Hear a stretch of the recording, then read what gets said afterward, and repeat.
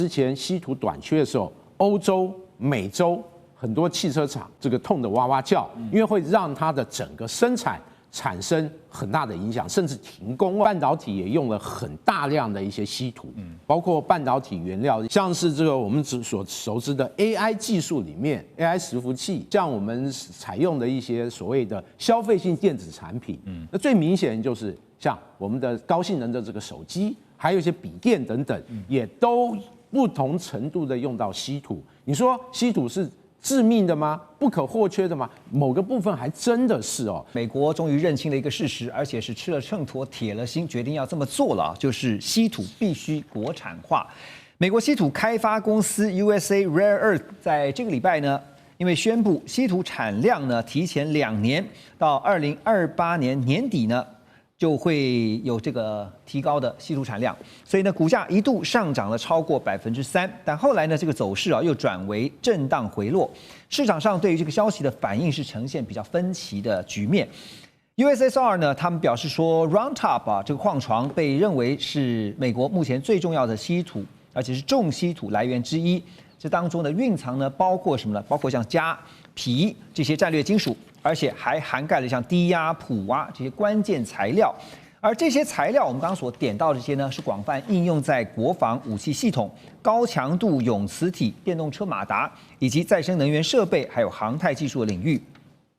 这间公司呢，他们提出了2大利多啊，他们说在奥克拉荷马州，那要建造一个面积呢达31万平方公尺的永磁体制造基地啊，这个地方叫 Stillwater。另外，他说有一大利多呢，就是溶剂萃取试验的成功。所以这家稀土公司的执行长就是汉普顿呢，他就指出说，高价值稀土的需求在国防跟绿能领域都正在快速的成长。好，所以重点来了，就是美国决定要做了，就是一定要稀土国产化。接下来是美国的发展重心，所以有国家资源、有资金，又有政策的支持啊。可是要请教一下骆老师，华尔街的反应却不大，就刚刚看到说还震荡，是对市场的前景现在有什么样的疑虑吗？华尔街从来不会放弃任何一个炒作股票的机会，没错。所以他们在 MP Material 这家公司今年已经涨了5倍了。那刚刚讲的 USA 呢，这个 Rare Earth 呢，它也涨了2-3倍了，所以已经都涨过头了，不是它没有涨，之前炒过一波了。对，那尤其是 MP Materials， 那时候美国政府还入主买了它15% 的这个优先股，所以那当时它的股价，它认股的价格是30块，后来涨到100块，那最近回跌到53块钱左右，所以它已经都是涨完了。那这一波为什么没有再继续炒作？第一个，你稀土你还是要依赖中国的精炼的技术，像 MP Materials， 它没有办法精炼，它还是要运到中国大陆精炼，所以它没有办法。第二个，股市的一个特质啊，就是说，当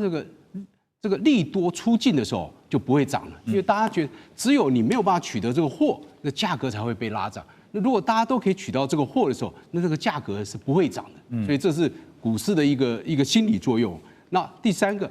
这个美中在釜山所谈的这个所谓稀土的这个框架协议，它只是一个框架，它并没有执行的细节。所以到底现在成品可不可以卖，还是这个原料可不可以卖，就会成为一个争议。所以它还是需要一些出口许可证的审批流程，要有一个完整的一个协议内容，这个协议内容最后才告定落。所以只有1年的这个许可，那你涨的基数在哪里？你就缺乏那个涨的原因了。你就涨的，这是一个有时间性的一个利多了，变成是有这种情况。所以为什么它到现在最近就没有再涨了 ？OK。其实因为稀土我们知道它可以广泛应用在非常多的领域哈，包括最重要就是国防工业哈，所以为什么美国他们现在已经决心要把稀土国产化这件事情好好的落实？那除了国防工业以外，电动车也非常需要用稀土啊。这个特斯拉呢，在2023年呢，这一年他们曾经宣示说，未来新世代的车款将不会再使用稀土磁体。但是呢，实际的进展却显示说，这些关键材料到目前为止仍然被广泛应用在特斯拉所生产的电动车当中。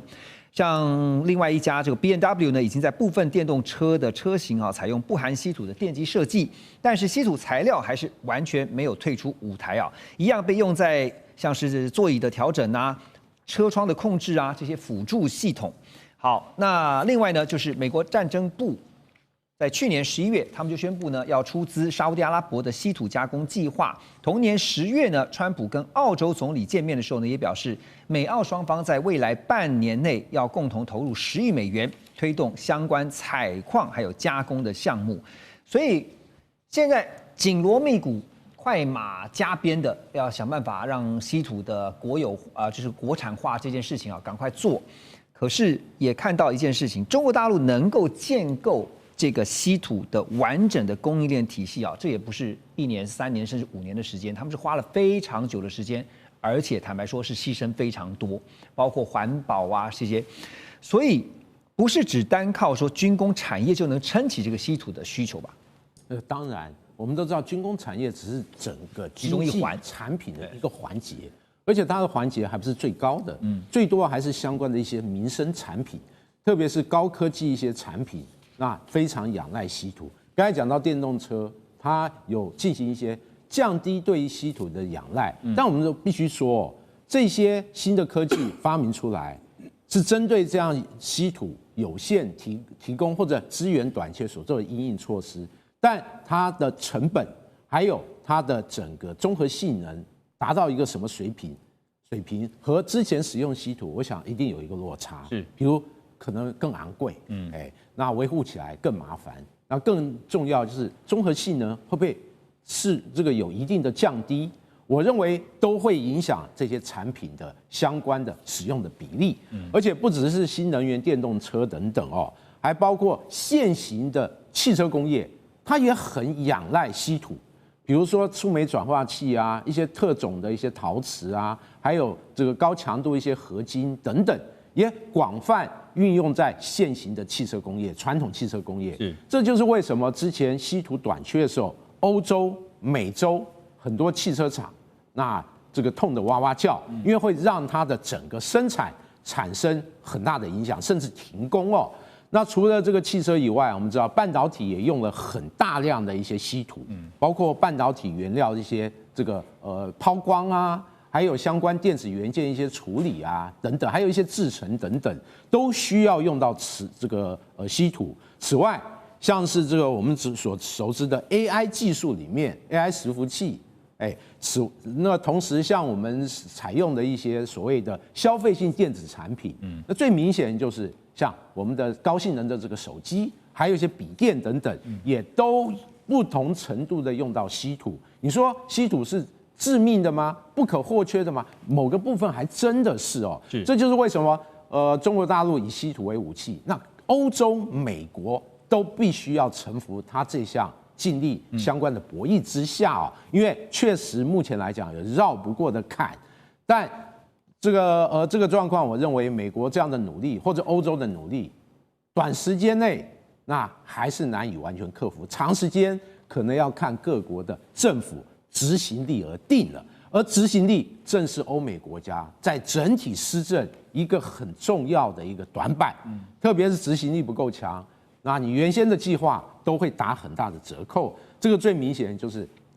这个川普政府还有这个拜登政府对于说所谓的电动车的政策产生极大的改变。另外，半导体像这个新的这种这个 AI。一些规定等等前后落差过大，都显示了欧美这种定期换届的政府，它的政策能否衔接，执行力够不够强，对于未来稀土政策那么一以贯彻下去，我认为这个都有待观察。对，因为先前这个美国就被中国在稀土这个地方卡脖子卡的实在是受不了了。当然，我们知道经过了川习会之后呢，就达成了稀土协议啊。可是现在外媒报道说没有，不是哦，这个协议形同虚设。怎么说呢？因为业界就说呢，因为中国大陆呢只给成品啊，不给稀土的原料。彭博是这样报道的，他说有10多位匿名的消费企业、还有生产商以及政府官员、还有贸易专家都表示，虽然先前我们看到了川习会达成了稀土协议，而中方呢也已经扩大供应稀土啊，但是其实多半都是永久磁铁，就永磁的成品，美国业界仍然无法获得原料，所以这个 Novion 磁铁公司的执行长啊叫邓恩，他就表示，他联络了其他同业才发现。大家都没有办法从中国大陆获得原物料，所以如果是美国实体的话，你就拿不到低金属啊，或是氧化锑哈，也就是多半给成品，但是不给原料。这个做法，我继续的卡美国你稀土的脖子。对照最近有一件事情，大家应该也在国际新闻上面看到，就是川普任命了他的格陵兰特使，所以他对格陵兰还是不放弃啊，因为他知道在中国这边没有办法，所以呢想办法从格陵兰这边将来要开拓它的稀土的另外来源。是，我想这个稀土这2个字很容易让大家误解，以为这种土很少哦，其实不是，它是里面的元素是稀有的，而不是这种矿材本身很少。所以全世界的分布其实很广，但是要有能力去开采，或者是有高超的技术。中国大陆发展的久的，所以有。那我觉得从原料这个2个字，我们来理解一下，就稀土矿出来以后，它要先加工过，才会变成稀土氧化物或者是稀土金属。但是这个应该还不是美中竞争过程里面所谈的原料哦，它所谈的原料应该是中间品，也就是再精炼过一次，它会变成一种叫做铝铁硼磁材合金的东西。那它可以做这个磁粉、磁片，或者是这个半成品的磁铁。那这个为什么这中间原料中国不愿意供给美国，而是只要把它做成最后的终极产品，就是永久磁铁卖给美国的原因，是因为这种原料它可以做雷达。它也可以做这个马达哦，那马达跟雷达这个意义差很多，一个有军事，一个不是军事。它也可以做 AI， 它也可以做无人机。就是我原料给你了，结果你到底怎么用？没错，我无法管控。所以对中国来讲，这是一个理性选择，就是我把终端产品卖给你的时候，你就没有变化的。但是我如果把中间产品卖给你的话，你可以做各式各样的东西。而这件事情并不是中美竞争过程里面中方所乐见。所以我觉得他在考量这个稀土的出口、中间品的控制上面，它考量不是美国依不依赖的问题，而是这种稀土的中间品本身是一种战略物资，它可以民用也可以军用。那中国大陆不愿意你有这么大的弹性，所以我干脆卖你最后的终极产品。等于说先做预防哦，因为你真的不知道你这个原料卖给美国之后，难保美国不会拿去做其他应用的用途。我们接着来看的是美国总统川普最近在白宫接待了中亚5国的领袖啊，分别和哈萨克、吉尔吉斯、塔吉克还有土库曼以及乌兹别克的领袖进行会晤。而川普呢，在他出 social 上面也宣布，他说乌兹别克计划在未来10年内对美国的关键领域要进行采购，而且要投资超过1000亿美元，涵盖关键矿物、汽车零组件以及航空业等等啊。哈萨克的总统则表示说，这次跟川普的会晤是美国与中亚互动新时代的开端。而乌兹别克总统呢，则是称川普为世界总统，并且提议在中亚要设立一个常设秘书处。美国和中亚其他国家的代表预计也会签署像一些关键矿物的合作协议。那其中的合作呢，包括了波音公司啊，要向哈萨克、塔吉克，还有包括乌兹别克的航空业者，合计出售多达37架的客机。那有一家呢叫做这个 Cove Capital 的美国公司啊，会在政府支持的融资在哈萨克啊来开采钨矿。好，现在看到都是呢，在中亚这边的战略感觉像是要找稀土资源的替代供应者啊。当然，这个也形同是这个长期就是在俄罗斯跟中国大陆主导下的这中亚呢，现在感觉上是要从这个地方来看看能不能挖一些墙角。在这个部分的机会跟风险，黄老师怎么看？这个地方啊，我觉得很吊诡的，就是说美国。各位如果记得，大概在10多年前吧，他把他的空军的势力深入了中亚，在中亚建立了第一个美军的空军基地。俄罗斯当时也没有能力阻止。现在稀土对俄罗斯也是重要的战略物资，俄罗斯也没有办法阻止美国在中亚的深入。而且呢，我们看到美国他这一次是大规模，他不是默默的来，他是跟中亚5国来个高峰会啊，把这个事情来对。所以，到底是不是俄罗斯对于中亚的实质影响力相对的衰弱？我觉得这个是一个观察点。另外，当然，我如果想的邪恶一点，这可能完全不符合现实啊。如果这中亚5国跟俄罗斯关系还不错，会不会他们是帮俄罗斯吸住美国的一些资金能力，然后最后呢，他们做不成，美国把钱啊能力就浪费在中亚了？这个是很邪恶的想法。但是反正政治上嘛，你怎么说有不可能的事？国际上兵不厌诈。对，好，那我要讲就是说，美国在这方面的它战略考量是什么？第一个，其实它在 G7 里面已经都讲过，它要用这个非市场工具，就是 non-market measures 或 tools， 对，去削弱中国大陆在稀土的战略地位。但是非市场工具其实很多种啊，包括你政府资金的补贴、政策的辅导啊，或者是你赶快加大你的战略储存量啊，或者是你要跟有能力的或者有资源的那一方进行开采跟精炼的合作。反正任何不是靠这个市场自由贸易来的这些工具，我美国或 G7 要做的我就来做。那第二个呢，美国其实很明显就是他手伸进到中亚，他觉得不只是经济上我可以得到稀土，而且我在外交上，中亚各国，你看把我讲的像世界总统一样，再来第三个就是美国在战略安全的维护上多了一些底气去对抗中国大陆。对，那这是美国战略考量。但是中亚5国也不是笨蛋啊，他们当然想的，其实很多第三世界国家想都这样，我跟美国合作，钱进来，技术进来。其实美国的技术好像这方面不太行，所以美国一定会找什么澳洲啊、其他的去帮助这些中亚国家，所以他们就要美国的钱。美国进来之后，他们至少有资金。再来就是说，他们可不可以从美国得到更多的融资担保？啊，总之算来算去就是钱。另外一个各取所需。对，再就是我跟美国合作，有些国家觉得我面子挂得住啊。对，美国好歹世界1等1的强国，所以我国际地位或许借着跟美国合作，国际形象地位的提升。所以中亚5国想的大概就是钱跟形象的问题。现在就看中亚5国，甚至包括其他中亚的国家，他们最需要的是什么？比如说，他需要的是高科技吗？还是说他需要的是最基本的那些基础建设啊？当然，这次在中亚5国跟川普的会议当中，当然也有人提到说，川普的打算还有另外一个跟他的中东这个战略的一些布局是有关的。还有就是刚刚特别提到说稀土替代的考量以外啊，倩姐您觉得啊，因为也有分析师认为说更高一层的战略是在看说要影响中方的一带一路，然后呢削弱中俄在中亚的实力哈。还有一个我们很有趣的来看一下，最近美国财长哈，他在这个南卡罗来纳州哈一座新建好的稀土矿产加工中心，他特别的就是敲锣打鼓的说，哎，我们一起来庆贺啊！美国25年来制造的第一块稀土磁铁，从此我们不会再受到中国大陆的稀土给绑架了哈。这个当然大家一听就想说，是真的是这样子吧？哈，因为你这个提炼的技术到底赶不赶得上啊？倩姐一并来看。先讲一下这几个国家，因为他们这次都联袂的到了白宫嘛，跟以前上一次你们记得拜登要开美洲的会议的时候，大家都不去，所有的人都派别人去的情况有点不一样。那当然是因为现在对于这些国家来讲，不管你有钱没钱，你都在川普的关税大棒底下。所以有一个新的战场是还没结束的。那如果我们看他现在选的地方呢，当然他会是在亚洲、欧洲、非洲，因为整个“一带一路”亚欧非的这些大陆桥的连接中间呢，是很核心的一块。同时，在新的铁路线来讲呢，以前有北路跟南路，那事实上中路现在越来越明显。我们前段日子讲的中吉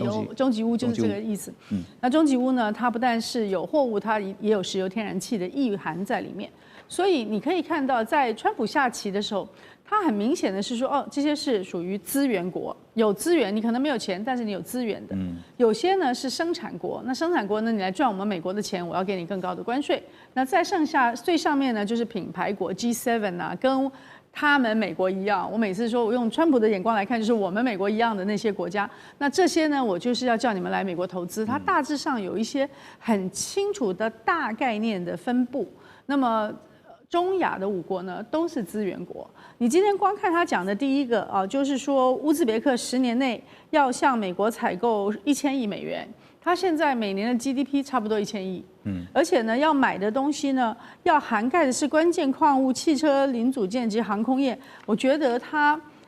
可能必须要在这些国家中间做一些以物易物或者是贸易交换，否则的话，这些资源国事实上是没有能力去买美国想要卖给他们的这些高阶的东西，譬如说要37架飞机啊，塔吉克跟乌兹别克他们要做的这些，那么他要如何去处理他们这些国家，就是你想要它的资源，但是它没有东西跟你做贸易的交换，那么你要不要在另外一边呢？就是做融资的提供。对，所以他们谈的东西呢，有一项我觉得对这些国家可能是第一次。但是要特别注意的就是，过去其实美国是不向这些国家提供融资的。那现在美国如果向他们提供融资的时候，就要讨论这些融资的安全性。因为亚洲国家通通都碰过亚洲金融危机，当时原来就是美国在很大量的流动性到亚洲来的时候，它忽然之间收回美国，所以像泰国啦、马来西亚、菲律宾、印尼，当时我在线上投资的时候，那些国家它上个月还好好的，这个月它就因为原来借的便宜的美债发生了美元汇率的问题，而且美债的利息没有办法支付，使得它成为有很大的风险啊。所以如果这些国家会第一次获得由美国来的融资的话，对他们当然是个好处，但是他们也需要相对的有安全保障。对啊，因为这个借钱的人都担心的是融资方这个雨天收伞，对啊，伞收了那怎么办呢？接下来就一大堆债务了哈。那当然，这个稀土这边呢，中国大陆也有一番这个反制的方法哈，计划实施一套针对稀土出口的验证后最终用途的机制，而且呢，强调是未来只会出口给没有美国军方联系相关的公司啊。这个验证后最终用途机制呢，可以履行。之前我们看到在 APEC 峰会，中国大陆国家主席和习近平啊和这个美国总统川普他们两人会面的时候呢，兑现了承诺。因为呢，既能够兑现说便利稀土这些物料的出口承诺，又能够确保稀土的物料不会最后落入到美国军方相关的供应商手中啊。但是有个问题就是，最终用途的这个验证机制要怎么去查验呢？我先讲一下哈，什么叫最终用途？它其实英文我觉得不该这样翻译，它叫这个很清楚 ，validated end user， 因为是最终使用的人嘛，这叫国家嘛，就验证到底这些东西是给谁使用，我觉得这是重点。对，怎么查呢？我觉得这个查的机制，你要用科技来查了。之前呢，我们有讨论过一些事情，包括它当时有限制，当这个贸易战在打的时候哈。当这个一样的农产品被限制到美国的时候呢，那美国的农产品也被中国限制，结果你会发现，连那个袋子里面是美国出的袋子都被扫描到，说这是美国出产，或者豆子里面有所谓的美国什么东西也被晶片扫描到。我觉得它主要一定会去追踪嘛，就像追踪机制，你知道我们有人也会订晶片等等的这么重要的东西，这个科技不是我能够解释的，我只能说方法他们会有一套方法。给你谁用没有关系，因为他要允诺他当时开会跟习近平川普讲的说我们要开放稀土，但是你要知道稀土从上到下，我们光讲17种元素，它刚开始不是先限制7种吗？最后再限制9种吗？它越来越那个，当然没有到全部7+6=9已经16了，不是后来又丢出了2025年的62、63号公告吗？严管还有主审。那时候就已经走到了所谓的 validated 的这个 end user 的做法。只是有松散，各位刚才讲到川普，有人这个拍点马屁说川普世界总统，对不对？有人说他是皇帝嘛，他本来就皇帝啊。从这某个角度，因为大部分国家都很小，大部分国家都有求于他嘛，就像刚刚讲买飞机都有求于他。我犹记得10月15号类似的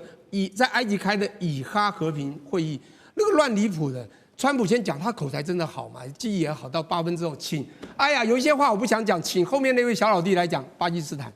巴基斯坦当时印巴战争的时候，中国还帮了他坚持，不是的 PD 这个15吗？好，这个重点来了，巴基斯坦一上来就一直称赞这个世界总统啊，他太棒了，应该得和平奖嘛。这些人在10月9号6天之前，跟他的参谋总长到了白宫，大家应该知道这件事嘛，开了一个潘多拉盒子，什么木盒，这是金刚石，这是中国带来的稀土的重要矿物，技术我们有，美国高兴死了，这是数十亿的宝藏啊！请问你拿到那个又怎样？因为我还是一句话，刚才这个主任有讲到，全世界大家知道的储量1.2亿吨，对不对？中国4400万吨，37%。全世界产量尽量挖呀挖呀挖，中国6000万，美国也不过这个27万了，美国45万5千吨，6倍。我们最重要的是精致冶炼技术91、92%，全世界都知道是中国控制在手里。从那个光线，它的高脚虾。的那个技术到现在没有人能够突破的啊！还有人说什么日本深海发现了，跟澳洲签约了，那都没有用，缓不济急，挖了要多少成本，那个都是文宣，那都是认知战。我跟你讲啊，我觉得现在看起来只有对美国啊，就跟世界对美国求好，就美国对中国可能求好，对，才有好的生存利基。美国总统川普呢，在11月6号，他特别在白宫与哈萨克、吉尔吉斯、塔吉克、土库曼还有乌兹别克这5个中亚国家的领袖举行了C5+1的峰会。希望透过各种协议，确保美国在关键矿产的供应链突破中国大陆对稀土的垄断地位啊。但是中亚5国当中呢，除了丰富的稀土资源以外啊，像哈萨克它的铀产量是全球第1，乌兹别克黄金的蕴藏量非常的大，土库曼则有丰富的天然气资源。那吉尔吉斯跟塔吉克呢，也都在开发新的矿藏。好，所以从资源上面来看陆老师先带我们了解啊，刚刚提到的中亚5国，因为川普也不是随便挑的啊，这5国绝对有非常重要的战略资源呐。5国的矿产的蕴藏量大概有多大？是相当大，尤其他们在稀土方面的这个产量，就是它的就是它里面有所含的稀土的量是非常大，就在全世界大概是前10名。那当然，哈萨克斯坦它在铜方面是全世界第5名。那金呢？黄金是塔吉克、哈萨克斯坦都有黄金，还有锌跟铅，还有锰，还有铬。那像土库曼，它还有这个天然气，这个都是非常丰富的矿产的资源。对，所以美国跟他这样的一个合作，是希望我将来在稀土的战争里面、稀土的对抗里面，我至少我的来源方面是有多元的来源，我不要只有不可能再依赖中国，或者只有靠澳洲还是靠英国。土耳其，那看来都不希望只依赖一个国家。我希望我的矿产来源是多元的，但是将来未来的技术跟提炼的这个能力，那这可能中亚5国还是没有办法，所以还是要寻求其他解决方面。这只是解决它短期之内它的矿产来源能够不虞于伐，但是它还要投入很多的技术，尤其我们知道稀土的这个开采面临很多的环保问题，还有法规问题，还有技术的提升问题，这些都不是短期之内所能够完成的，所以中亚5国只是在矿产的来源上给他一个支持，给他一个力量，对，应该是只有达到这样的目的了。所以我们刚刚讲说，川普也不是随便选人去开会的哈，就是当然邀请这5国呢，就因为这5国后面有美国需要的国家利益，尤其刚刚提到的是战略相关的关键资源啊，就是稀土哈。但是其实如果了解稀土的朋友也知道，稀土其实有2个非常重要的因素，当然一个就是成本，另外一个就是提炼的技术啊。刚才陆老师有点到，就你如果有这个丰富的矿藏，可是呢，你后续的成本问题怎么解决，提炼问题怎么解决，恐怕你还是得追本溯源的去解决问题。当然，这个除了拉拢中亚5国以外呢，川普最近还投下了一个地缘政治的震撼弹啊，就是接下来我们要讲的他。最近拉拢哈萨克加入中东的亚伯拉罕协议，川普表示呢，他和以色列总理纳坦雅胡还有哈萨克总统托卡耶夫进行了一场重要的通话。他强调呢，这是在世界范围内搭建桥梁的重要一步，而且宣称有越来越多的国家正在排队透过亚伯拉罕协议拥抱和平与繁荣。路透社就报道说，川普下个礼拜呢还会在白宫会晤叙利亚的新政权领导人，叫夏拉。美国政府呢，同时也准备在叙利亚首都大马士革附近一处空军基地，要进一步来部署美军。好，现在看到拉拢哈萨克加入亚伯拉罕协议这对于美国跟以色列美与双方来讲的话，在中东的战略布局会带来多大的帮助？巴斯，这个显示一件事情，虽然部分的观众朋友可能会不接受我要说什么，但是很明显，这次停火，加沙战争停火，以色列算是赢家了，打败了，几乎是打败了哈马斯的政权跟军事能力。那美国也是几乎是很支持以色列对国家安全的需求。就是在这个川普的和平计划条件之内，几乎都是符合以色列的想法，内塔尼亚胡的想法，美国也没有明显答应以后支持巴勒斯坦可以成立国家了，也是符合以色列的想法。另外，不管是欧洲国家或者这个伊斯兰世界国家，比如说卡扎克斯坦，也愿意跟以色列继续交往，甚至建交，对不对？那以后更多阿拉伯国家也会跟以色列愿意有交往、贸易，甚至加入 Abraham Accords 建交了。所以很多人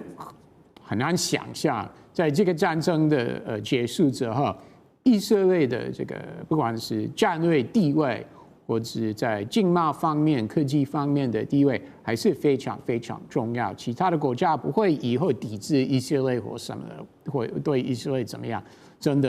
的不会。这个是大家都要记得。你觉得就以哈萨克来讲的话，就是说他未来如果考虑加入这个亚伯拉罕协议，当然是希望说也能够从以色列这边要到他想要的东西。他可以从以色列得到什么？当然是可以聊到投资、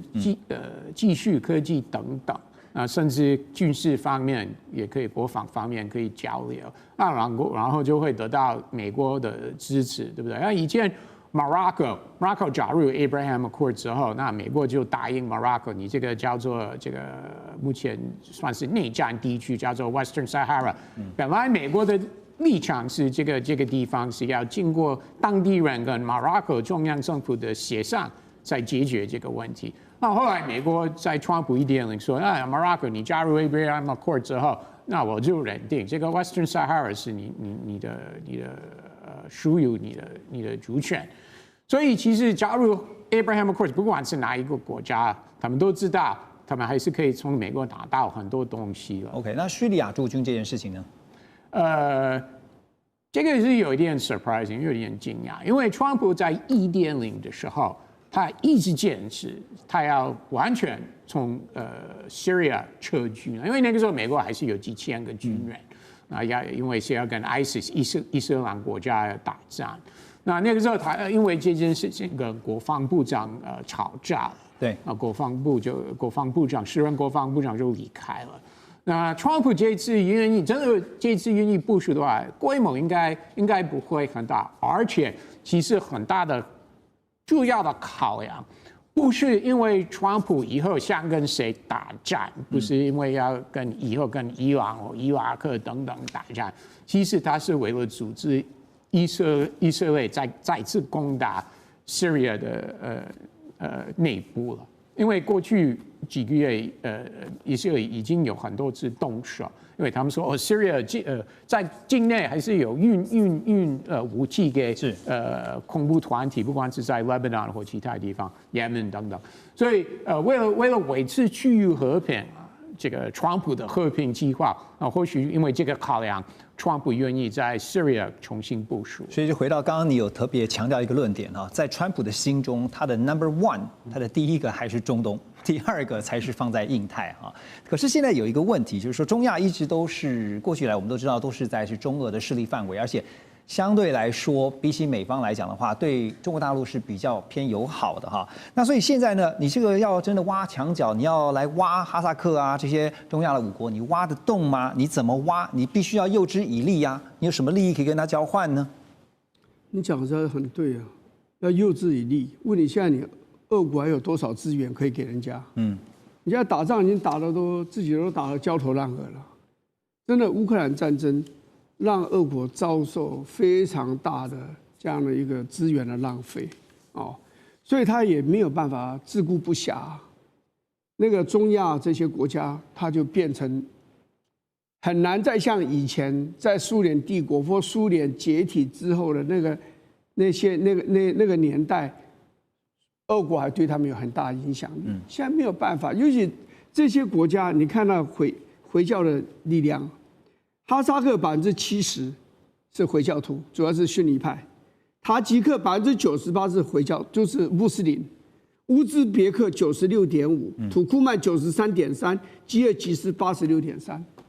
回教。虽然说川习会落幕了，但是中美两强背后的角力才正要开始现在斗而不破的1年当中，中美双方会如何各自的出招呢？《纽约时报》就直接说他们观察到的，他说这不是和平，而是被迫休战。而 CNN 更是直接报道，因为 CNN 是比较偏民主党的了，他们是直接说中国赢了。好，另外呢，美国暂缓黑名单扩大1年的出口管制，那中国呢，则是暂停了稀土出口管制1年。双方在表面上都是交换善意，但是实际上呢，却是美国被迫让出科技管控的底线，中国则是以静制动，出刀不见血的夺下了战略的优势。所以在画面当中，你可以看到，我们特别帮大家整理哈，美国前官员呢，有一位前官员就说呢，这个川普为了贸易胜利啊，卖掉了美国的国安底牌。美国这次可以看到是首次把国安科技纳入了谈判的交换筹码。还有呢，这是昨天特别跟大家来看到的，在川习会之后啊，根据大陆商务部公布的这个结果，特别在卡脖子啊，就是我们接下来谈的管制的部分，美国暂停实施9月29号公布的出口管制50%穿透性的规则1年，而中方则是呢把稀土的管制啊也是延长为1年啊，暂停1年。特别刚刚讲说穿透式。这个美国出口管制啊，是美国先发动好50%的穿透式规则。简单来看一下，就是在9月29号所发动的。然后呢，这个主要内容是，凡是列为实体清单、军事最终用户清单这些相关制裁清单的实体，或直接与间接持有50%以上股权的子公司，都被列入是出口限制的名单。这个影响的范围非常的广泛。但这次呢，就强调说，谈得还不错呢，所以呢，我们把这个管制措施啊，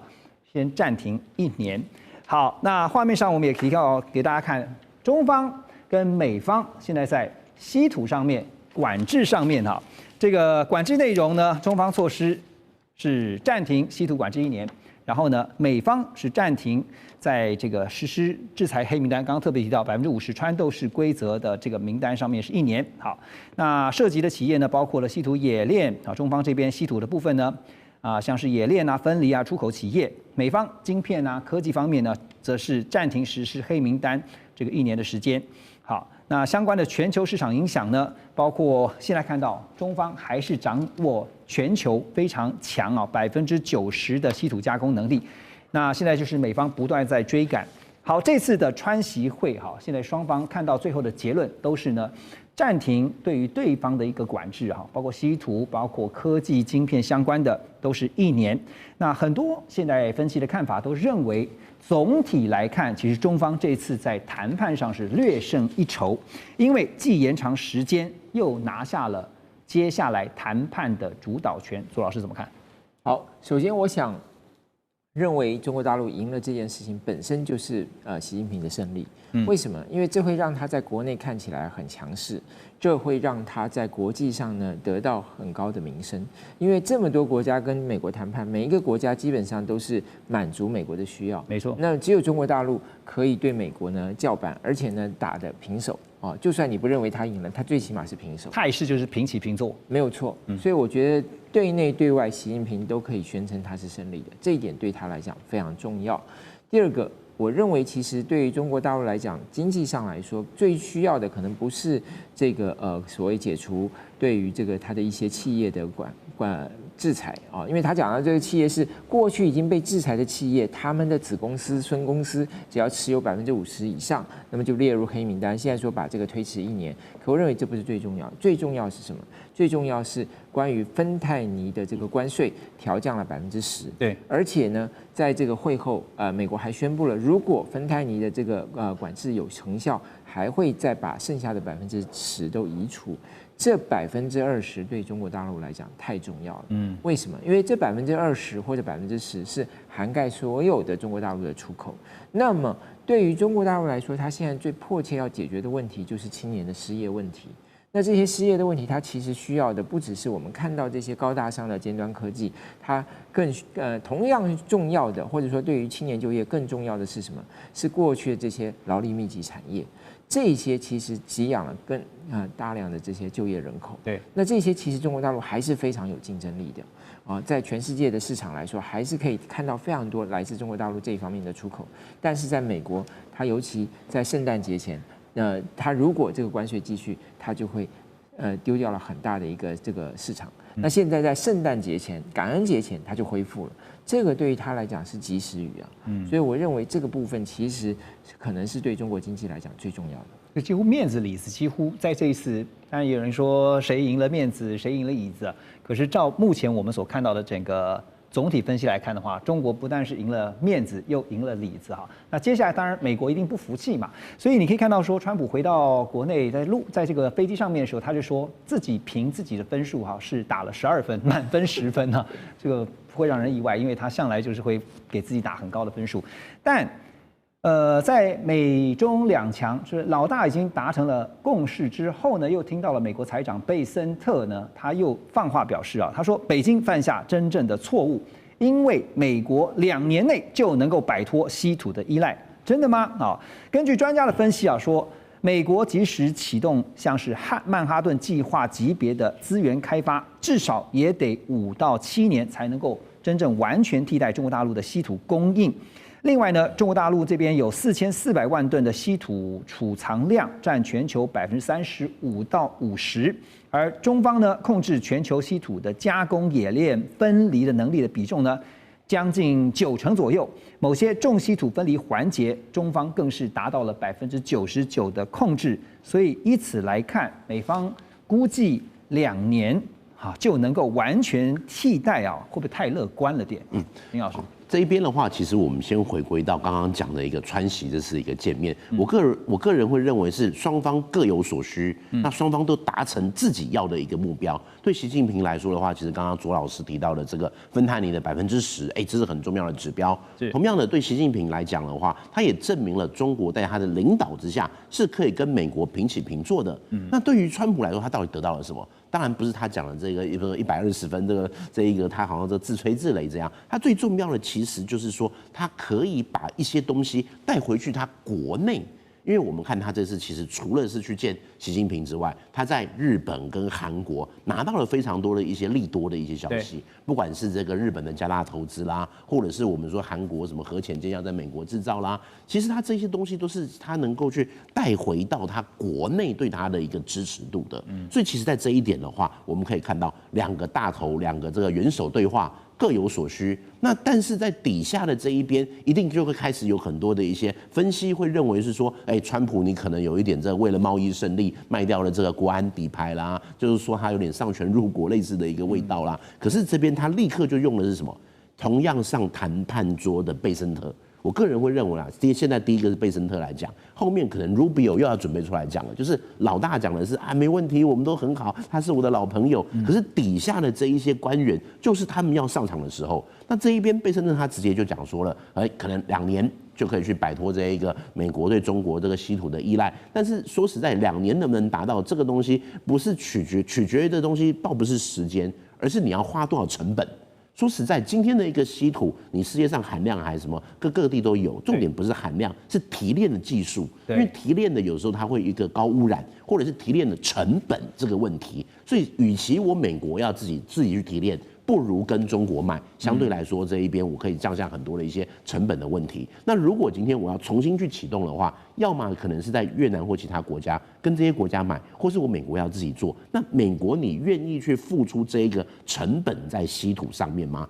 固然我们现在看到可能有国防的需求、晶片的需求等等的，让他必须要去做。但是在今天我们看到，这宣布1年制裁，这1年365天会发生什么样的事情？老实说，没有人知道。会不会今天的稀土又是另外一个只是谈判的筹码？所以我个人会认为，贝森特他今天讲这个话是讲给自己国内来听的。因为其实现在对川普来讲的话，他现在在这个外面感觉上这一次东亚行好像外交大胜利，可是接下来他要去面对的是他国内更多的问题。这国内问题我们可能等一下还会再讨论。没错，就是在这个关税，这个参议院否决了要他一些议案，这些东西其实是现在川普才要去面对的一个问题。所以这时候由贝森特放话，就是希望能够把这个我们讲说在谈判上面的稍微一点弱势拉回来一点点哈，这帮这个老板稍微加回来一点分数哈。所以刚刚林老师也点到一个重点，中美现在比的就是呢，接下来在休兵也好、暂停也好，这1年当中哈，谁能够更快的摆脱对于对方的依赖，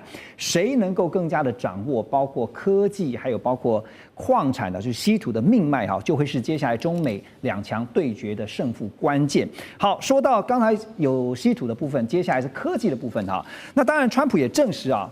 因为他被媒体问到，他说是我有跟习近平主席呢谈到了晶片议题，但是并没有涉及最高阶的 Blackwell 晶片，而中方呢先前。我们也知道，他是直接拒绝了美国的 H20 啊 H20，那后来连 B30A 啊都进不了大陆，无非是在释放出一个信号，就是中国大陆呢不再屈就美国说要卖出来的这些低阶产品啊，这些低阶货。所以有白宫 AI 沙皇之称的萨克斯呢，就直接说中国大陆目前的态度很清楚，就是要全力扶植华为。但是这两天也听到了，黄仁勋就是辉达的执行长，他特别提到说。他也当然很希望辉达的芯片，比如说像是 Blackwell， 能不能够进到中国大陆去贩售？但这一切都是川普决定，川普说了算。所以现在决定权在川普手上。我要问的是，洪老师，你觉得川普会允许 Blackwell 迈进中国大陆吗？这个问题其实挺有意思的。那就如左老师所说，这个其实今天在这个谈判上，到底谁真的赢，谁真的输，更大的是在面子理智上，面子上。习近平他得了一个比较大的一面。那今天如果川普允许了 Blackwell 晶片到中国，其实它最大的程度上分两个层面。第一个层面的问题是，他是不是输了面子？然后呢，如果今天川普他允许 Blackwell 晶片到中国，因为我们知道说，晶片可能3年一个世代，6年又在下一个时代的时候，前面 Hopper 可能什么都淘汰掉了。对，它真的那么的重要吗？不知道。但如果今天你掐着敌人的脖子，中国的研发能力，我不敢说他们特别厉害，但他们有足够的人力，足够的资源，我就跟你硬刚。那在这个程度下，如果川普没有阶段性的去开放这些东西，那对于中国去全力扶植华为来说，无疑是什么？无疑是在养虎为患，这是一个非常严重的问题。那至于说未来美方如果要出口，就是说，害怕他们买来拆解这个问题。这个涉及到整个晶片，其实它整个从它的上下游产业链到水平产业链来说，中国目前有没有办法去囊括这些所谓的先进制程的部分？如果它没有办法囊括先进制程的部分的话，那即便它拆解它 IC design， 它还是没有办法在 NVIDIA 的这些技术上去做一个比较好的妥协。所以反用美国技术来反制美国这件事情，会是Trump 在下一步上我要去思考，我要不要阶段性的。去让他们放松警惕，那这样也换取时间，他们可以在稀土上面进行一些元素战略的一些策略指导，这样才有可能去执行所谓曼哈顿级的计划。这个可能是2个是要交互去参考的一个部分。因为从黄仁勋的说法哈，就是他不断对外的谈话跟态度表达的出来，是他很希望能够把辉达的产品就继续卖到中国大陆去哈。那对中国大陆来讲，是因为在先前已经被围堵、被封锁、被卡脖子哈，所以呢不得不也看到了中国大陆的半导体的相关的晶片的研发跟突破跟制造，那也由华为带头，好，他们在技术上不断去突破，所以呢，就算有这个辉达的产品晶片卖到中国大陆，其实是不是量也不需要太多？因为呢，它其实一方面也会影响到中国大陆自己，就是我们常常讲说大陆自主生产制造晶片未来的发展。对这个，但这个地方其实比较危险，说少量的卖过去，他们说这个国安科技的问题并不在演算本身。对，那我们这 AI server 它分2个层次嘛，一个是说它的推理以及它的训练。那在推理的部分，我们知道明年2026年，其实辉达为了增加它的 market cap， 它不断的在推 edge computing 的晶片。那在这个程度之下，如果有很好的 pre-train 的这些晶片，就是这些所谓的高阶晶片，那中国在无人机发展的很好的情况下，那他们如果这样更快，其实会影响到国防军事上的一些差异，包含在未来军武的一些开发上面。对，所以如果顺着这个逻辑的话，您觉得那接下来如果是川普的话，他会听得进去黄仁勋的建议吗？这得看他能够，我觉得现在其实这是挺有意思的问题，因为跟对，那包含说这样子下来的话，川普有没有办法得到他想要的东西？因为川普讲了一句话，他希望制造业回到美国。李老师觉得川普会听得进去吗？其实对川普来讲的话，他会去考量的，倒不完全会是说听得进去或什么这个什么回到美国啦怎样。最重要的是美国民众对他的支持度。因为其实我自己会认为，现在对川普来讲，他自己最 care 的，其实倒不是什么美国之争啊、关税、美中之争啊，还是什么，是现在国内的失业率问题，还有他的一个党团。这一次我们就看到这一次共和党又有人跑票啦。所以其实国内的一些因素，如果他现在没有办法去把他的一个经济或者是民望拉起来的话，之后的期中选举可能就要来了。那这些对他来说，的确会是一个很重要的，他要去会对他会去思考的方向。对，眼下对川普来说，最重要的还是他在美国国内的民意支持度。国际上的重头戏就是川习会了。川普这次呢，他的亚洲行第3站到了南韩，但是呢，他不是去参加 APEC。而最重要的，他先前一再强调，他会和中国大陆国家主席习近平见上一面。果然，两人真的见上了一面，而且呢，会谈呢100分钟。虽然不如川普所说的希望谈到3到4个小时啊，但是呢，总算有谈。那么第3站南韩呢，并不是到APEC 去参加，而是在釜山和习近平来见面。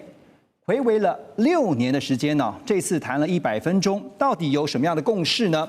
我们说共识如此啊，这是台湾工商时报整理出来，我们给大家看这个图表。在特别这次的经贸交手部分呢，关税的部分，美方取消对中国大陆加征的10%芬太尼的关税，而对中商品加征的24%的对等关税会继续暂停1年。另外呢，中方也会相对应的调整反制措施。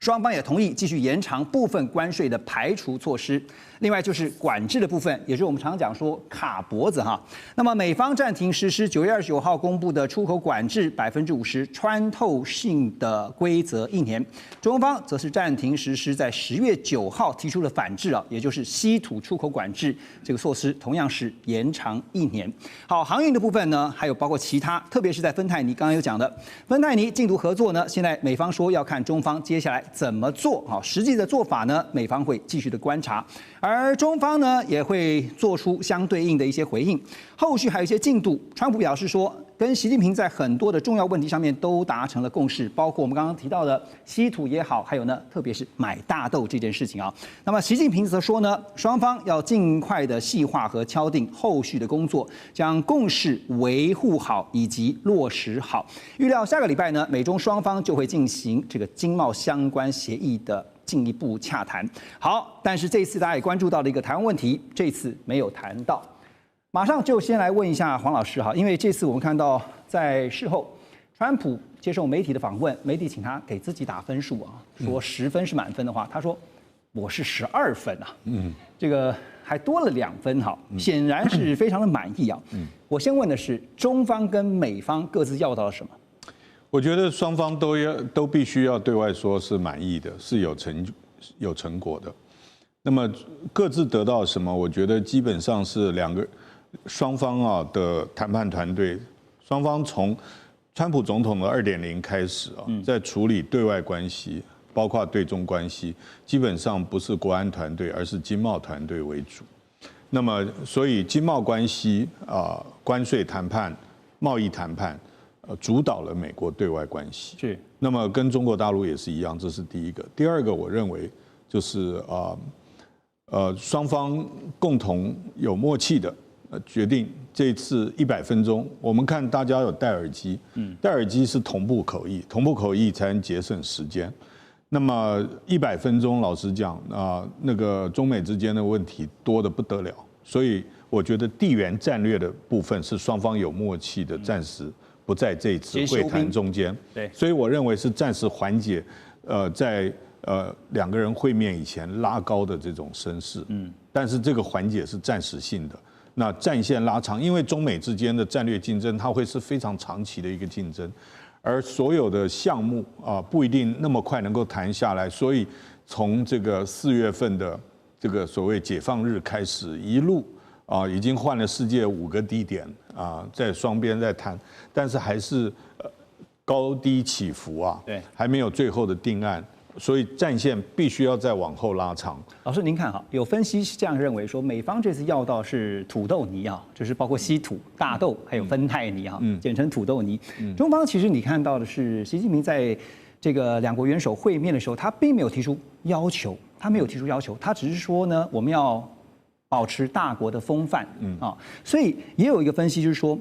中方其实希望把美方拉回到4月2号以前，甚至是包括在2017、2028那个时间，我们重新拉回去。对，因为在川普的第一任期的时候，双方是有一个没有执行的一个当初框架谈好的一个贸易协议。那我觉得中国大陆基本上，其实中国共产党对外所有的谈判都是先谈大原则，然后谈大框架，在那个框架定了以后，其他的东西中国可让的会让，但是红线、底线思维通通在里面。有没有像是双方都演了一场戏？对，双方剧本是合写的嘛，所以演起来就很自然了。好，为什么说是一场戏哈？因为在川习会之前呢，我们也看到了美国贸易代表署在24号就提前早一步的宣布，他们说呢，要依据美国1974年贸易法案第301条规定啊，那么对中国大陆呢是否有履行美国总统川普在第一任期所签署的第一阶段贸易协议要展开调查。而尽管我们看到这次结束的川习会达成了新一轮的贸易休兵，但是也听到了后来呢，这个美国贸易代表Greer 他就表示说，301条款调查将会持续的进行，为中国商品加征关税预做准备。然后呢，川普在见完了习近平呢，他也说呢，这个4月份呢，川普说他会访问中国大陆，接下来呢，习近平也会访问美国，但是真的会如期举行吗？接下来当然得看中美两国的互动是如何。好 ，Russ 啊，现在你先看一下，就是说 Greer 这一季我们讲说回马枪啊，怎么解读？所以很明显，其实川习会这次谈的看起来相当愉快，然后川普觉得有这个封锁是获得很多的好的。你觉得川普有达到他的目的？川普觉得他达到他的目标，然后另外说实在，我有看到很多台湾评论员，他们说是一个大川普大胜利，然后一直称他，我觉得没有台湾评论员也没有这个必要。但是说实在，川普觉得他有获得很多东西，尤其是贸易方面，而且整个行程不管是在吉隆坡、东京或南海，也没有什么负面的外交事件。他跟其他国家谈领袖都谈得非常愉快。对，但是像 Greer 贸易代表强调这个调查还是会进行，那就很明显。不管这次怎么样谈的跟习近平中国达成什么样的共识等等，政治地缘政治或其他的外交考量，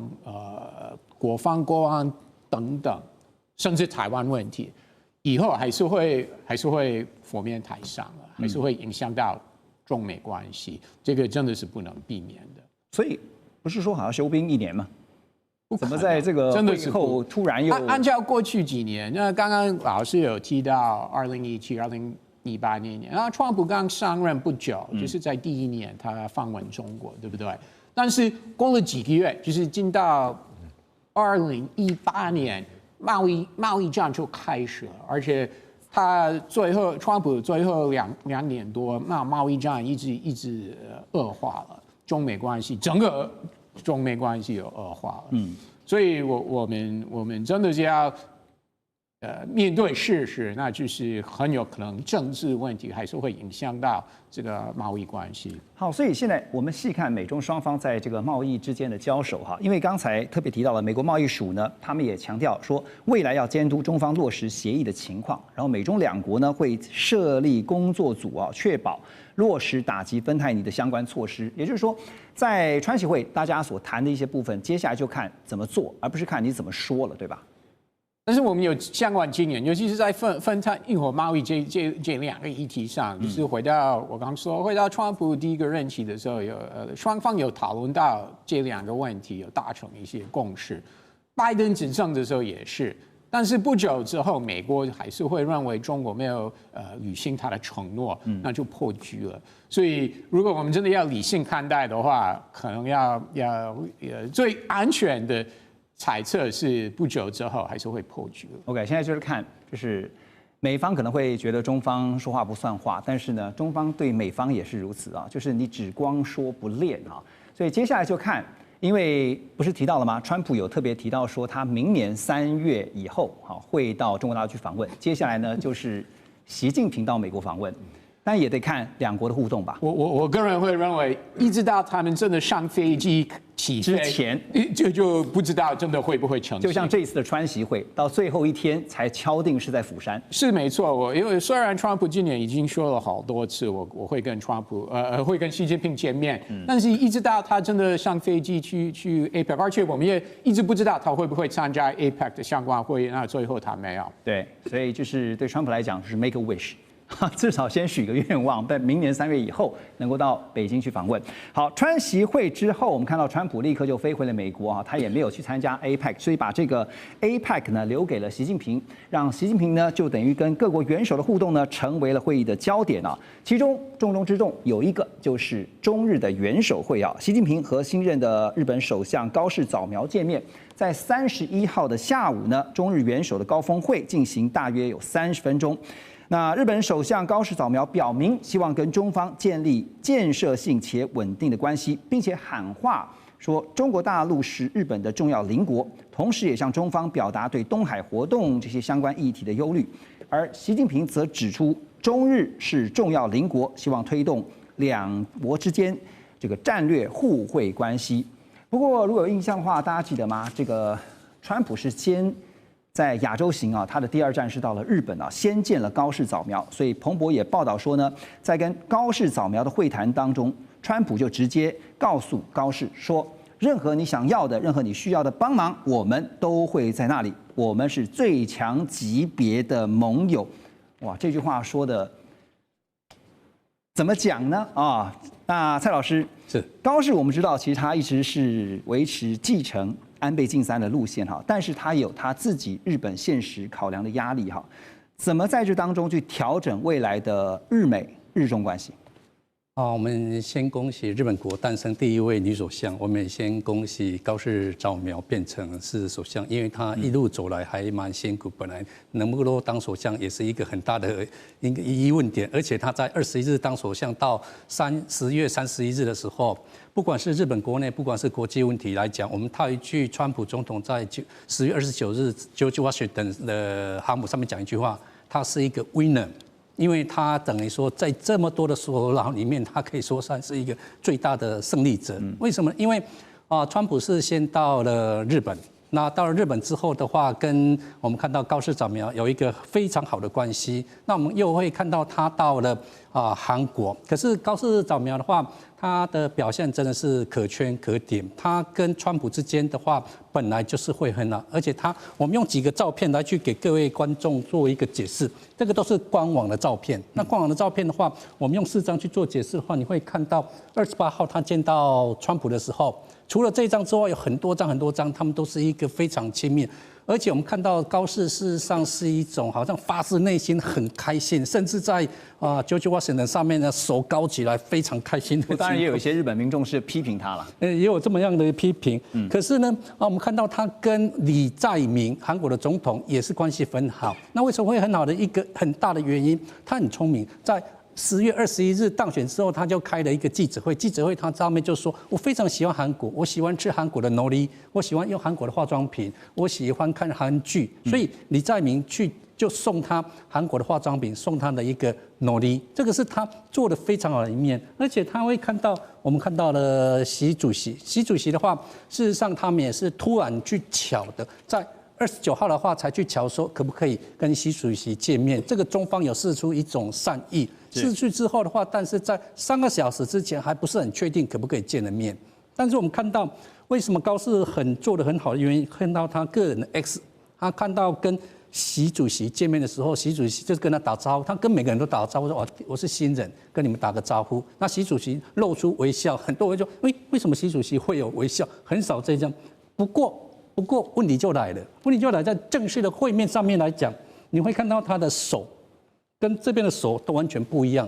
不管是跟川普，不管是跟李在明手都是很近的，还是很亲密。但是跟习主席的时候，手就是伸长的，他们有去教他过，你手要伸长，不可以被他拉过去，等于是我跟你保持距离，你拉我拉不过去。然后脸的微笑是会有一点的不大一样，所以我们看到习主席也讲到一句话，就是战略的互惠关系。刚刚主持人你所说的安倍路线呢，高市早苗在这一制的模式，应该模式里面，它是走安倍路线，因为战略的互惠关系是安倍在2006年，因为那时候日中关系不是很好，所以他就抛出这个议题，然后中方有 catch 到，那战略互惠关系在10月24日所信表明演说里面，他先讲中国、北韩、俄罗斯，这在造成我们很大的一种威胁，我们有一种悬念。可是呢，我们要维持战略的互惠关系，所以中方有 catch 到这个字眼。这个字眼之后，习主席也就是在当天，他也有讲出这个。不过日方也有担心一点，就是说，因为第一次跟中方首脑会谈，会不会说该讲的不讲，而且会不会跟过去一样？但是我们看到高市他该讲的都是还是有讲，东海的问题你怎么办？或者是中方有提出台海的问题，你要怎么主席？不过高市首相他要讲台湾海峡和平与安定的重要性，对日本来讲是有的，他该讲还是讲。那我们的人被你们抓去，你应该要怎么办？中日元首的这个会谈哈，关键字刚刚您提到就是战略互惠哈，对，我们是互惠的原则是。所以呢，高市现在当然有他实际面临的压力，比如说，他接下来可以看到在画面当中，我们也提供给大家哈，就是呢，刚刚是不是提到说，习近平呢特别指出中日是重要邻国哈，那希望能够推动战略互惠关系。日本共同社则报道说，美国财长 Bessent 他针对日本采购俄罗斯的液态天然气是 LNG， 他表示说呢，我认为日本会花时间逐步摆脱这种做法。所以报道也认为说呢，这个 Bessent 这一番话是在暗示哈，这个应该要停止买俄罗斯的能源。而且 Bessent 也透露呢，日本会参与阿拉斯加的新的能源管线的计划。所以接下来这个问题压力就到了高市这边啊。可对日本来说啊，讲白一点啦，买俄罗斯的天然气比买美国的天然气或石油要来的便宜啊。回到了成本问题啊，怎么解决？他们有想过这个问题点，早就已经模拟过了，因为他买。这是俄罗斯，但是已经跟他签约，然后厂也都盖了。如果说他不买的话，等于是中国会整个便宜买过去，所以他有明白告诉川普，我们暂时没有办法去做这一种处理掉。对，而且他说，川普你这么的要求的话，其实最后开心的是中国跟俄罗斯嘛。那他没办法，就是说把它就是马上就切掉。而且投资阿拉斯加的话，它需要很久的一些时间，它的费用也会很大。那费用到底是哪里？可是。让我们会觉得很惊讶的地方是，日本答应要投资美国，日币是叫做80兆，美金是5500亿。我们一般都想说，这个钱从哪里来？但是我们看到这一次川普去拜访日本，是从27、28、29、28日的话，理论上应该是由日方去办一个晚宴，就请川普吃东西，但是他没有。川普是在美国大使馆，就是在东京阿卡萨卡去宴请日本的商业界的一些大佬们。大佬们一去就说我们投资60兆日币80兆，他们已经拿出60兆出了，这个让我们很惊讶。包括软银，包括东芝、Mitsubishi，包括我们要投资 AI 的那个基础建设，或者是所谓的稀土，所以80兆他已经找出60兆，只差20兆，这是让我们很惊讶的一点。其实日本几乎是美方所开出的清单，几乎是照单全收了。对，除了这个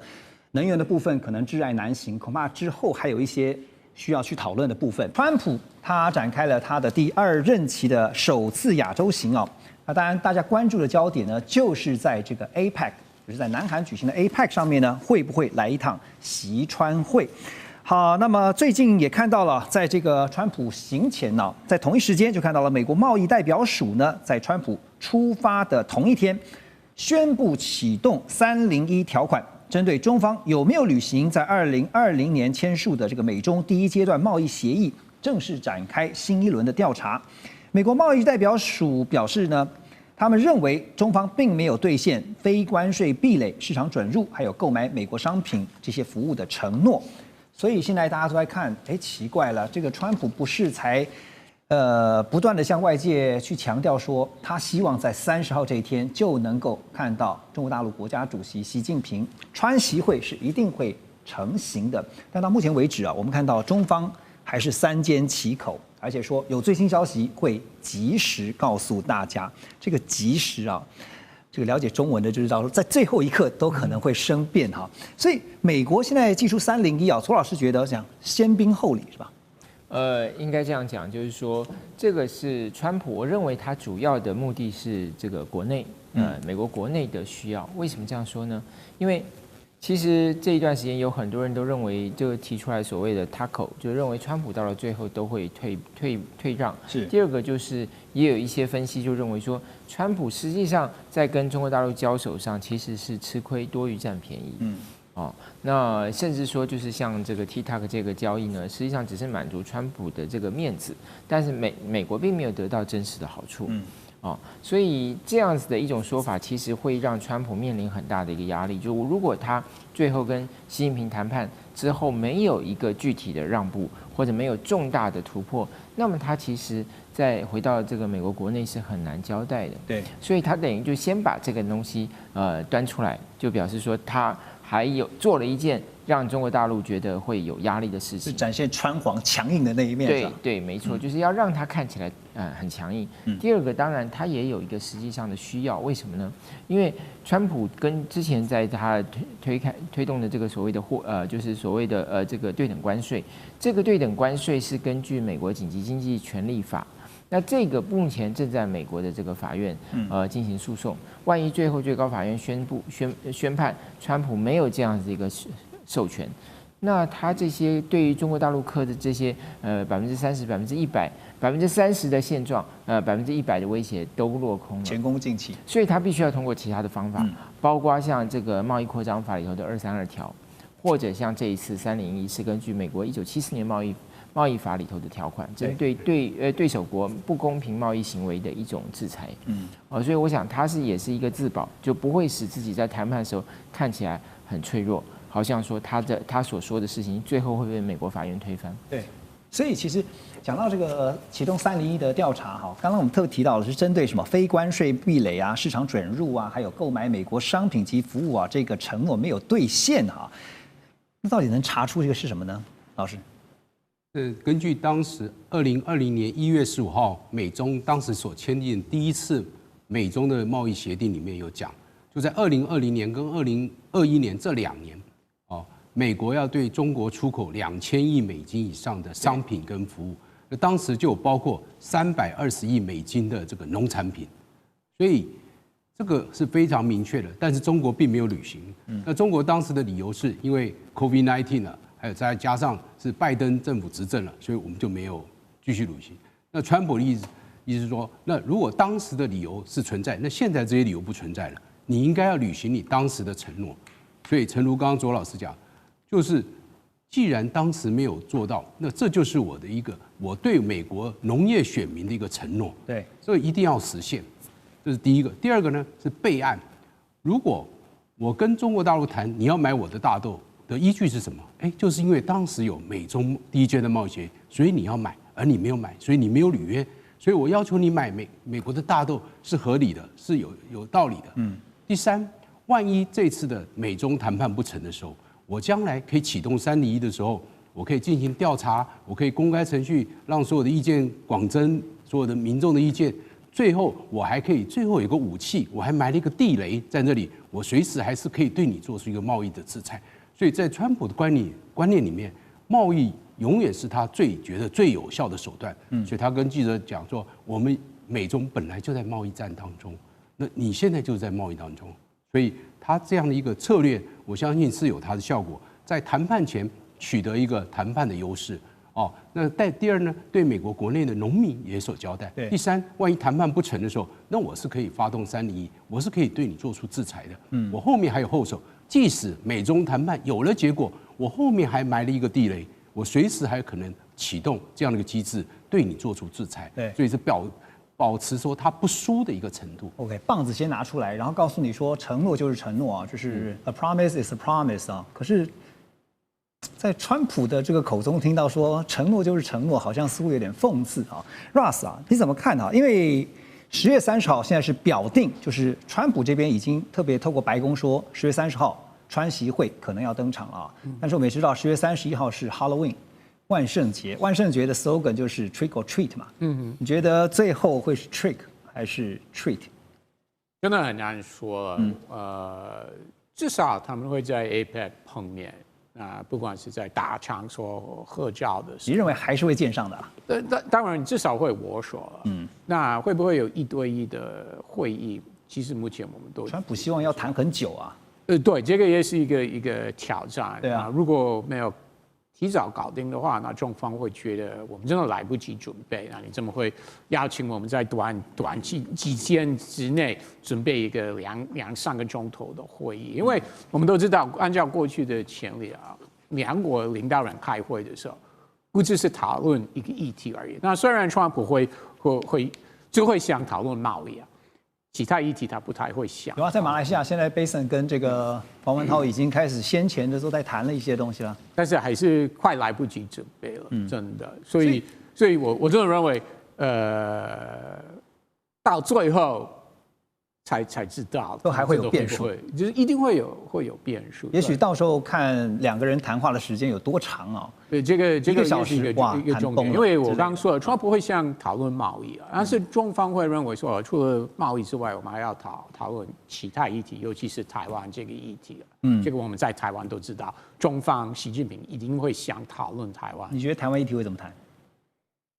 通常双方都会坚持他过去的立场，我相信中国会讲他的立场，然后川普会说，就是跟过去不管谁是总统，美方每次都会说，我们按照上个公报、台湾关系法又上保证我们政治，我们一中政策没有变，所以不支持台独会改为反对台独吗？其实讲难听一点，对川普来说，这些细节真的很不重要。只要这个大交易完成就可以。对他来说，我说反对台独或不支持台独有什么差别吗？当然，在台湾国内政治，那各政党都会对这件事情是非常非常敏感，对不对？大陆也对这些事情很敏感。对，因为但是对川普来说，这个真的是一个小细节。没错，因为对川普来讲，其实台湾可能是一个非常小的 issue 啊，因为他可能有更大的问题在处理，包括主要的竞争对手就是中国大陆这边稀土啦、大豆啦，还有科技竞争啦。还有我不认同你的说法。台湾不是一个小议题，为什么呢？因为川普还是希望，如果真的要有一个台美贸易协定，台湾政府一定要答应。对美国大型的好大金额的投资，另外要购买多的美国武器等等，所以对川普来说，台湾还是有一个很重要的money 的来源。谢谢你这么爱台湾。说实话了，我继续要问你的就是说，因为很多的议题，其中包括了俄乌议题哈，因为现在传出，因为法新社是分析说，在俄乌战争的议题上面，川普呢希望哈，就是反而现在要转向寻求北京方面的支持。那他向媒体透露说呢，接下来啊，川普在南韩跟中国大陆国家主席习近平如果有习川会的话呢，肯定会讨论如何结束俄乌战争。他也形容习近平是一个大国的强大领导人啊，对于普丁可以产生巨大的影响力啊。那对于这个习近平他的观察是说呢，习对这个乌克兰的战争哈也做了一些想法上的转变哈，所以这当中牵扯到非常复杂的计算或算计啊。你帮我们算一下，你觉得为什么中方要帮呢？美方以前川普说他自己就可以搞定啊。中方根本不会帮忙哦。你觉得不会帮？不会啊。从俄罗斯入侵乌克兰之后，就是2020年那个时候，已经有很多次那个时候拜登政府，不管是Blinken 国务卿或拜登总统本人，好多次公开说我们希望中国会帮忙，就是在俄乌方面帮忙。那结果是没有，中俄关系那么好。那当然，虽然那个时候。中国有提出他们的所谓的和平方案，那之后就不理了。我说乌克兰就不理，俄罗斯也不理啊。所以中国帮调停人的可能性真的是很低，而且说服普京真的这个可能性不低。而且我相信川普不会想向习近平提这个请求习近平你帮个忙，怎么可能？这个根本不符合川普的 style， 所以我真的觉得是不可能啊。这个邱老师怎么看？同样的问题，我觉得法新社很有想象力，对，因为第一个就是这个报道，他是去揣摩川普嘛，但我们知道川普在像这种大的议题上面，他是很难揣摩的，因为他所有的想法都是视当下情况而定，他即便昨天讲的跟今天做的也不一样，所以法新社的这篇报道已经可以去预测说他们川普见习近平的时候会去讨论俄乌战争的议题，我觉得可能性不大。可能是法新社希望川普这么的。我觉得现在很有可能，因为我们最近这段时间经常看到欧洲媒体，对，因为他们对川普态度的忧虑，所以最近很多欧洲的媒体都会有另外一种的角度来写，然后等看看白宫会不会出来否认。因为白宫如果出来否认，就表示这个可以划掉，因为不会。那这是很标准的操作，但是我认为，川普跟习近平这次在 APEC 见面，主要还是要解决双方贸易的问题，扩充或延伸到其他。虽然川普自己对外讲说，所有的问题都可以解决，但我不认为，因为你谈判的时间就只有会谈时间就这么短。前置的时间到现在，双方贸易代表都还在吵架。那你要赶在这个时间点把很多的议案定下，我觉得很难。不过这次在这个川习，我们说姑且我们假设他是一定会上一会的哈。那在这之前呢，大家也在看，包括刚刚提到说传出法新社有这样的一个看法、这样的分析啊。那《华尔街日报》也有分析啊，他是说呢，华尔街是说。习近平对川普的新策略是借鉴川普的极限施压，就是给予更强硬的回击，以便在川普的面前呢占据筹码，同时展现实力和不可预测性。中文讲的就是以子之矛攻子之盾啊！而且呢，《华尔街日报》也说呢，习近平相信这些都是川普所欣赏的特质。先前我们也曾经讨论过嘛，就是川普喜欢那种硬汉的角色哈，你越是硬，他越欣赏你，你是一条汉子哈。好，那所以看到说10月9号呢，中国大陆的商务部就对稀土出口进行广泛的这个限制，然后呢，最近呢也投下了重磅的炸弹啊，只是中方呢要以前所未有的这个力度来反击美国，所以现在大家都在看的是，中方这次的战略似乎跟以前不太一样哈，也就是刚刚我们提到的以子之矛攻子之盾这样的一个战略，邱老师怎么看？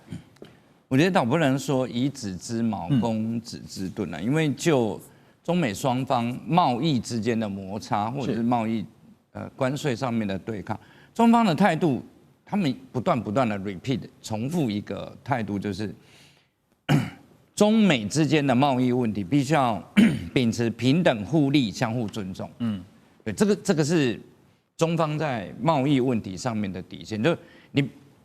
你美国不管用什么样的方式，但是中方的要求其实就只有一个平等互利、相互尊重，而且一贯的最近又加上反对单边制裁。那为什么反对单边制裁？最主要就是为什么这一波忽然中方的包含稀土的反制，或者是比如说港口税这个反制这么及时而强烈，其实就是我们都认为啦，就是我们都认为，其实美中现在正处于谈判阶段，对，正在谈判中。因为我们看一路，包含何立峰跟贝森特，不管在世界各个不同的区域，其实不断的在商讨。但是你在谈判中，美方不断的加单边制裁，不断的加码，不断的加条件，甚至现在301调查都出来。那在中国传统的做法就是，我们现在坐下来谈，那我们应该维持一个很好的氛围，没错。但是你在我们双方一边谈的过程里面，你还一直射飞镖，各种扰乱这个谈判干扰。那对川普来说，这个叫做交易的艺术；但是对中国来说，这个违反了中国他们就是中国传统上面来者是客。对，我们既然你已经答应我们要坐下来谈，结果我们一边谈，不管谈的高兴还是谈不高兴，你还一边不断的施加单边的制裁，所以最后我们最近经常听到就是打奉陪到底，谈大门敞开。现在中国的应对方式就是这样，但是对西方的这些媒体或西方的我们看，不管是《华尔街日报》或者是 BBC 或者是《经济学人》，他们在观察这一场谈判的过程里面，他们比较没有办法去抓住这个谈判，其实从2022年就开始，对，它并不是一个现在才刚开始发生的事情。就严格来说，中国跟美国之间的贸易摩擦，其实从更早之前，其实2020年就开始一路到现在，这中间谈了很多次，讲了很多的东西，但是不断的在 renew， 没有办法得到一个结果，所以我觉得对现在中方来说，他们谈判的耐心也即将要耗尽。对，所以开始慢慢从一开始，我们如果大家还有印象的话，川普在1.0版的时候的关税或者是贸易制裁，中方几乎是全盘接受。就是我展现诚意嘛，那大家坐下来谈，有问题我们尝试解决这个问题，所以才会有之前签的什么要买350亿。但是因为就是在过程当中吃了亏了哈，然后学到了教训了。那现在你说中方会不会再去重复上一次那个版？不可能，绝对不可能。对，所以其实在这个中美两强的这样的一个竞争之下，现在我们看的像老师刚刚提到的，谈判可能只是一个点啊，就是在 APEC 的元首会就是一个点，但是我们必须拉长看整个线，来至于后续怎么样在竞争的过程当中增加自己的底气，其中科技是关键。马上回来。